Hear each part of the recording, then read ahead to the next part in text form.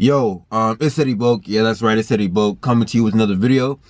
This video is going to be about basically the things that I wish somebody had told me, or that people did tell me, that enabled me to pass my behind the wheel driving test, right? So a couple disclaimers. Number one, I live in California, so some of the things that apply to me may not apply to you, and vice versa. Number two, I went to the DMV in Compton. It does not test you on freeway driving, but the DMV you go to may test you on the freeway driving. So essentially, I'm going to be telling you my experience, you know, how it was, what I wish somebody would have told me, and what somebody did tell me, or what people did tell me that enabled me to pass the test. All right, so first thing, before you even think about taking the behind the wheel test, you need to have your permit. I made a video about how to pass your permit test. Go ahead and watch that on my channel. Second, you gotta make an appointment. You cannot just walk in and say, okay, I'm gonna take my driving test today. You know, I got my car, I got my insurance, whatever. No, you gotta make an appointment, right? I had my appointment for 11:20. I arrived at DMV at 11 o'clock. They wouldn't let me check in till past 11:20. I didn't even end up doing my driving test, like, you know, getting in the car with an instructor, until around 12:30. So basically 1 hour of just waiting, over an hour waiting, just to even start the driving test. But regardless, you do need an appointment to take your behind the wheel driving test. Number two, before you even start driving, you got to go into the DMV and check in, right?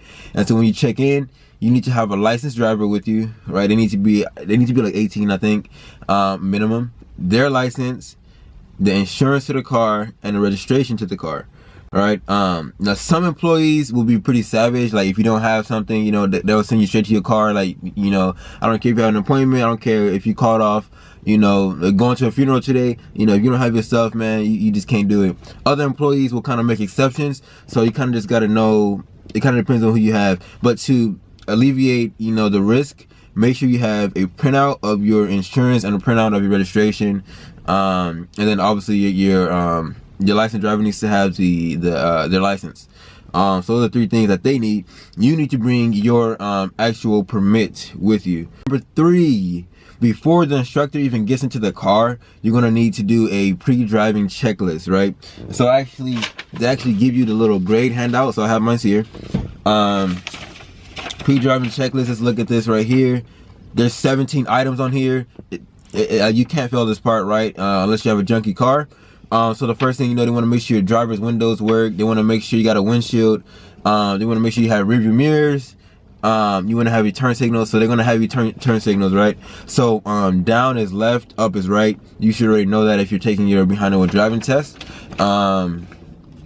What else, man? They're gonna check your tires. You know, they're gonna check the brake lights. So they're gonna have you turn the car on, but don't start the car, right? So just twist it to where it's on, to where you can turn the radio on, but the car is not, you know, running. But the car, you know, the engine, if you push the gas, like, it shouldn't be going anywhere, right? So you want to turn the car on, but don't start it, because you will fail the driving test already if you do that. So turn the car on, step on the brake. They're gonna walk around back, make sure the lights work. They're gonna have you messing around with your headlights. I took mine in the morning, so it was like 12:30. So they didn't have me turn on the headlights, but they did have me point to it. You know, point to the headlights, point to the hazard lights. They didn't really have me turn them on, but that was my instructor. Some instructors may be a little more strict. Other ones may be a little more lenient. So you gotta play by ear. But you know, you should know what all the stuff is. Oh, your arm signals. So if you never looked in a DMV book, that's fine. I did. So you know, just take this for your advice. So this right here, basically forming a little bit of a triangle, right? This is what you're going to be performing outside your car. This right here will be right.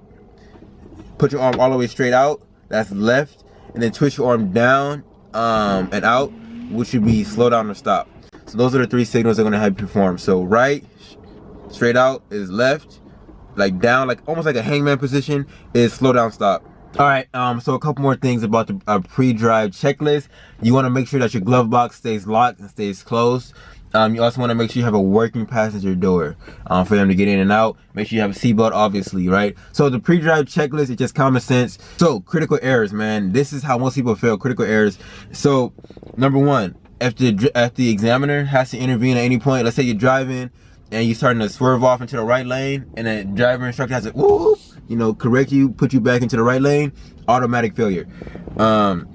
if you strike an object. So when you're backing up, be careful, because this is where I got hit on my, not hit actually, but this is where I got points marked off on me, because I almost pretty much backed up into the curb. So I almost played myself big time. But I had a respectable driving instructor, man, really respectable instructor. And so, you know, I lucky I didn't back up into the curb exactly. I was pretty close though. Any objects, that's automatic failure. Disobeying traffic signals, that's obvious. If you see a stop sign, you keep going past the stop sign, they have to fail you, right? Because you endangered their life, you also endangered your life, and you endangered the life of the people who were, you know, coming the opposite way, who had the right of way. Oh, one thing to keep in note, man, because I know, you know, some of you guys may be like me. I'm 18. I took my permit test at 17, got my license at 18. But some of you guys may be a little bit younger. You guys may not even have your permit, but you just want to watch this video to get a little bit of you know, get a jump start. When you are driving, you're always going to drive on the right side of the road. It's going to be to the right side of the double yellow line, right? That means you're driving on the right side of the street. Speed. If you go 10 miles less than the speed limit, that's a big problem. So let's say you're in a 60 and you're going 49, that's a problem. Or let's say you're in a 60 and you're going 71, that's a problem. So you don't want to speed, but you also don't want to be slow. So you got 10 miles up and 10 miles below. So you want to stay within that range of speed.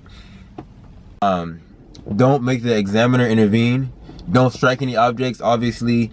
Obey every traffic signal. Stop at the red light, go at the green light, you know, and don't do anything real suspect, right? You should be all right with the critical errors. Also, driving more than 200 feet in a bike lane is a critical error, so don't do that. Yeah, so I went to the DMV in Compton, right? And so they do not test you on the freeway in the DMV in Compton, so that was a pretty big blessing on my part. Glad I definitely didn't want to, you know, the longer you're driving, the more time you have to mess up, right? So I'm grateful that I didn't have to get on the freeway. So if you don't want to get on the freeway either, the Compton one is a pretty good one. And the Compton course, man, it's so easy. It's pretty much just like a pistol shaped course, and it's not too difficult. So you can miss up to 3 errors in the pre-driving checklist from 9 to 14. So emergency brake, arm signals, windshield wipers, defroster, emergency flashers, headlights. You can miss up to 3 of those and still pass the pre-drive checklist. You can have 0 critical errors. So if you do any critical error, it's over, game over. And you can miss a total of 15. You can miss a total of 15 in the scoring maneuvers. So the scoring maneuvers, man, it works like, you know, making sure you use the signals when turning right and lane changing. Make sure you're looking over your shoulders, You can miss a total of 15. So for me, I missed 11 total, and I could have missed 15. So I had about 4 more mistakes before I would have taken 4 more mistakes, and I would have been at the limit, right? So if I would have made 5 more mistakes, it would have been over. Most of my mistakes came from, like I said earlier, backing up, right? That was my biggest fail right there. But you know, at the end of the day, I still passed. It's all about. They also have it in like behind the wheel driving checklist book at the DMV, so you can also grab one from up there. What else I wish somebody would have told me, man? Also, if you fail your driving test, it's $7 to retake it, which is pretty weird. So when you first sign up for your permit test, you pay $33 in order to get. You pay $33 in order to get 3 chances at your writing test, your permit test, and then 3 chances at your driving test. I was under the impression that $33, that money covered the 3 driving tests and the 3 permit tests, but in reality, it actually doesn't, right? So let's say you take the driving test one time and you fail, you got to pay another $7 to take the to take the behind the wheel test again. So that's pretty weird. So don't fail if you want to save $7. If you pass, you know, hey, that's a good day. You made a success out of your day. You go back into the DMV, you hand they're gonna give you like a sheet or whatever. You hand in a sheet to the DMV, you know, worker inside the place. They're gonna put it into the system. They're gonna print out a temporary driver's license, which is like a little paper thing, and they say in about 2 weeks you're gonna have your actual license. Yo, so I'm sitting right now in my Saturn L300. I'm about to do a review on this car pretty soon. I'm gonna do a review on this car pretty soon. Quitting is easy. Easy is average, man. Don't be average.